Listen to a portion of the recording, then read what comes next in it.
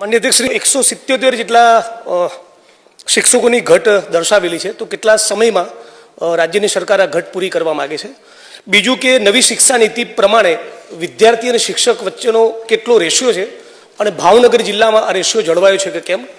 માનનીય અધ્યક્ષશ્રી, શિક્ષણ વિભાગમાં ખાસ કરીને શિક્ષકો એ દરેક શાળામાં બાળકોને વ્યવસ્થિત રીતે મળી શકે, એમનું શિક્ષણ જળવાઈ શકે એ માટે શિક્ષણ વિભાગ ખૂબ જ ચિંતિત છે. ત્યારે માનનીય સભ્યશ્રીએ જે પ્રશ્ન પૂછ્યો છે એ ભાવનગર જિલ્લામાં 177 જે ખાલી જગ્યા છે એનું આયોજન થોડું વિસ્તૃત છે, એટલે હું આ ગૃહ સમક્ષ મૂકવા માંગીશ. વર્ષ 2024માં આવેલ વિદ્યાસહાયક ભરતીની જે જાહેરાત હતી એ મુજબ વિદ્યાસહાયકોની ભરતી અંગેની કાર્યવાહી પૂર્ણ થઈ, જે અંતર્ગત 426 ઉમેદવારોએ ભાવનગર જિલ્લાની પસંદગી કરેલી છે. હમણાં જ તાજેતરમાં ધોરણ 1 થી 5માં વિદ્યાસહાયકની નિમણૂક માટે જરૂરી જે ટેટ 1ની એક્ઝામ હોય છે એ બોર્ડ દ્વારા એનું આયોજન કરવામાં આવેલું છે, જેમાં 11,000 ઉમેદવાર પાસ થયા છે, એટલે 11,000 ઉમેદવાર આપણી પાસે ઉપલબ્ધ છે. પરંતુ હાલમાં અત્યારે આપણે જિલ્લા ફેરની જે શિક્ષણ વિભાગની કાર્ય પદ્ધતિ હોય છે ચાલી રહી છે, એ કાર્ય પૂર્ણ થશે એટલે તુરંત જ આપણે 10 વર્ષનું જે ભરતી કેલેન્ડર છે એ આપણે ઓલરેડી ડિક્લેર કરી લીધું છે.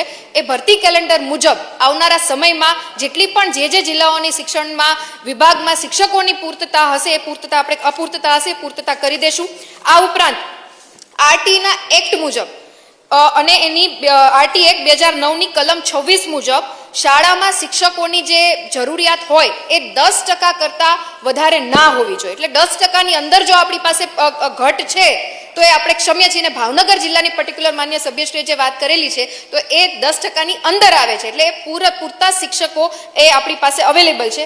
આ ઉપરાંત માન્ય સભ્યશ્રીનો જે બીજો પ્રશ્ન હતો કે સ્ટુડન્ટના રેશિયો પ્રમાણે કેટલા શિક્ષકો આપણી પાસે અવેલેબલ હોવા જોઈએ, તો ધોરણ 1 થી 5 માટે જે 60 સુધી જો બાળકોની સંખ્યા છે તો 2 શિક્ષકો, 61 થી 90 જેટલા બાળકો છે તો 3 શિક્ષકો, 91 થી 120ની વચ્ચે છે તો 4 શિક્ષકો અને 120 થી 200ની વચ્ચે છે તો 5 શિક્ષકો છે એ મળવાપાત્ર છે. અને ત્યારબાદ દરેક 40 વિદ્યાર્થી દીઠ ઓછામાં ઓછો 1 શિક્ષક આપણને મળવાપાત્ર છે. એવી જ રીતના ધોરણ 6 થી 8 માટે વાત કરીએ માન્ય અધ્યક્ષશ્રી, તો વર્ગ દીઠ ઓછામાં ઓછા 1 શિક્ષક અને જનરલી જે વિષયના જુદા જુદા વિષયો હોય છે જેમાં ગણિત, વિજ્ઞાન, સમાજ વિદ્યા અને ભાષાના શિક્ષકો એ રીતના ઓછામાં ઓછા 1 શિક્ષક છે એ ઉપલબ્ધ કરાવવા પડે છે.